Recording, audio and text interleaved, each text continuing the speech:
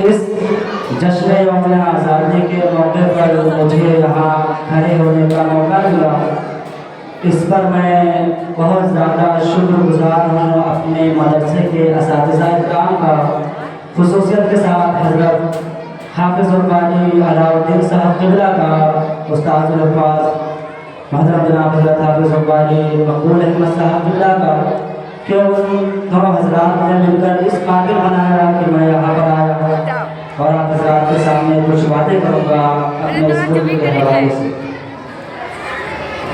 वफादारी वतन से हो यही इस्लाम कहता है, वफादारी वतन से हो यही इस्लाम कहता है। हम अपने दिल के हर गोशे में हिंदुस्तान रखते हैं, चमन अपना, वतन अपना, ज़मीन और आसमां अपना, सारे जहां से अच्छा है हमें हिंदुस्तान अपना। जैसा कि आप तमामी हज़रात जानते हैं कि हम और आप जहाँ जश्न यौम आज़ादी मनाने के लिए हाजिर हुए। हम यौम आज़ादी क्यों मनाते हैं, इसको मनाने का मकसद क्या हुआ करता है? तो जश्न आज़ादी मनाने का मकसद ये है कि आज के दिन इस मुल्क की आज़ादी के लिए जिन जिन लोगों ने लड़ाइयाँ लड़ी, कुर्बानियाँ पेश की और इस हिंदुस्तान की खातिर तरह तरह की अज़ियतें परेशानियाँ झेली, उन सब का जिक्र करें। जैसे बंगाल के नवाब सिराजुद्दौला, महात्मा गांधी, शेर मैसूर टीपू सुल्तान, मंगल पांडे, लाल बहादुर शास्त्री, सुभाष चंद्र बोस और अल्लामा फजल हक खैराबादी, मुफ्ती इनायत अहमद काकौलवी और बहुत सारे लोग हैं जिन्होंने अपने अपने कुर्बानियाँ पेश की हिंदुस्तान की खातिर। इस हिंदुस्तान की कुर्बानी के बाद आज जब हम 49वां जश्न यौम आज़ादी मना रहे हैं, हम आज़ादी के मौके पर एक दूसरे को बहुत खूब मुबारकबादी पेश करते हैं। लेकिन क्या हमने कभी ये सोचा है कि हिंदुस्तान का सच्चा वफादार कौन है? इस मुल्क से वफा किसने की है? क्या इस मुल्क का सच्चा वफादार वो है जो इस दौर में इस माँ जैसी धरती के साथ गद्दारी करता रहे? क्या हिंदुस्तान का सच्चा वफादार वो है जो इसी मुल्क के अंदर, इसी मुल्क में रहने वालों पर तरह तरह का जुल्म करता रहे? नहीं नहीं, ऐसे लोग हिंदुस्तान के वफादार नहीं हो सकते, बल्कि हिंदुस्तान का सच्चा वफादार वो शख्स है, हिंदुस्तान से देशभक्ति का सबूत वही शख्स दे सकता है जिसने हिंदुस्तान की खातिर पूरे मुल्क में रहने वालों के लिए इस दौर में भी अनाज उगाना नहीं छोड़ा। हिंदुस्तान का सच्चा वफादार वो है जो इस मुल्क के अंदर सरकारी मुलाजिम होने के बाद भी रिश्वतखोरी ना की, हरामखोरी ना की, बदखोरी ना की, बल्कि ईमानदारी के साथ हिंदुस्तानियों को उनका इंसाफ देता रहा। हिंदुस्तान का सच्चा वफादार वो नहीं जो इन हिंदुस्तानियों पर जुल्म करता रहे, हिंदुओं का अलग, मुस्लिमों को अलग, सिखों ईसाइयों का अलग करता रहे। ये तो हमारी बदकिस्मती होगी कि एक मुल्क में होने के बावजूद हम में इंसानियत बाकी ना रहेगी। हमारा तो ऐलान ये होना चाहिए, हमारी आन बनता है, हमारी शान बनता है, हमारे नाम से ही अमन का पैगाम बनता है। वो हिंदू हो, मुसलमान हो या सिख हो, ईसाई हो, लहू जब सबका मिलता है तो हिंदुस्तान। हम सबका नाम ये होना चाहिए। आजकल लोग हिंदुस्तान में हिंदू अलग निकाल रहे हैं, मुस्लिम अलग निकाल रहे हैं, सिख और ईसाई अलग कर रहे हैं, लेकिन ऐसा नहीं है।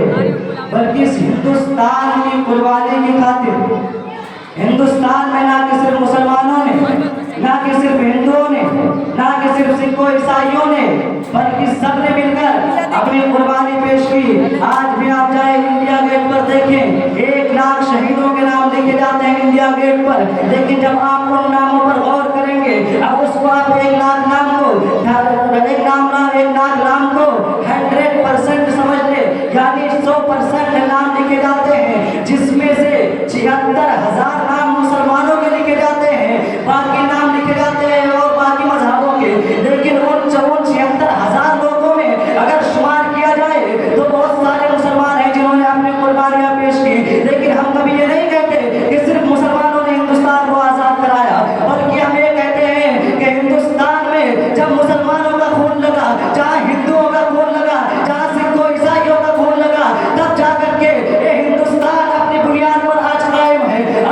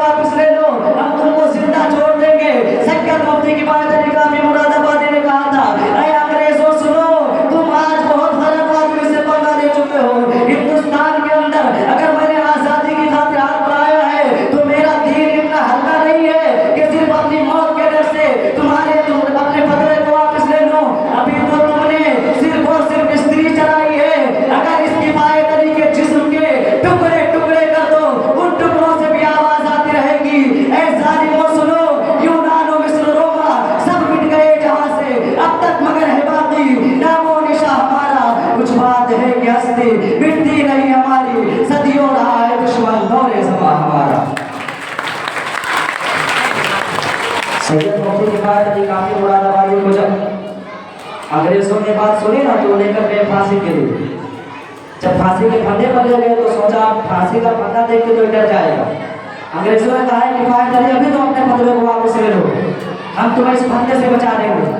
सैयद मुफ्ती किफायत अली काफी ने कहा तुम हमारे दिल को बहुत हल्का समझ रहे हो, तुम फांसी पे चढ़ा दो या कत्ल कर दो, लेकिन हम अपने फतवे को वापस नहीं लेंगे। तब अंग्रेजों ने सैयद मुफ्ती किफायत अली काफी मुरादाबादी को फांसी की सजा सुनाई और जब फांसी के लिए लेकर गए तो कहा किफायत अली बताओ अगर तुम्हारी कोई आखिरी ख्वाहिश होगी पूरी की जाएगी।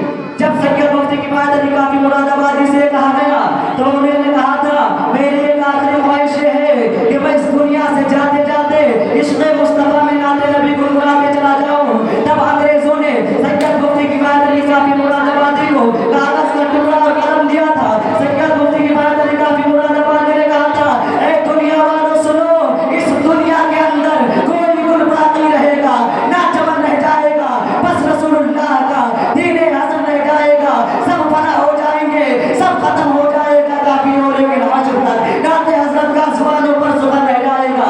एक आशिक मुरादाबाद की जमीन से हम सबको एक पैगाम देता जा रहा था और दूसरा आशिक रसूल अल्लामा इमाम अहमद रजा खान वाज़े बरेलवी बरेली शरीफ की सरजमीन से हम सुन्नियों को दिल को मुनव्वर फरमा रहे हैं और कह रहे हैं जान है इश्क़ मुस्तफा, रोज़े वज़ू करे खुदा, जिसको दर्द का मज़ाना से दवा उठाए।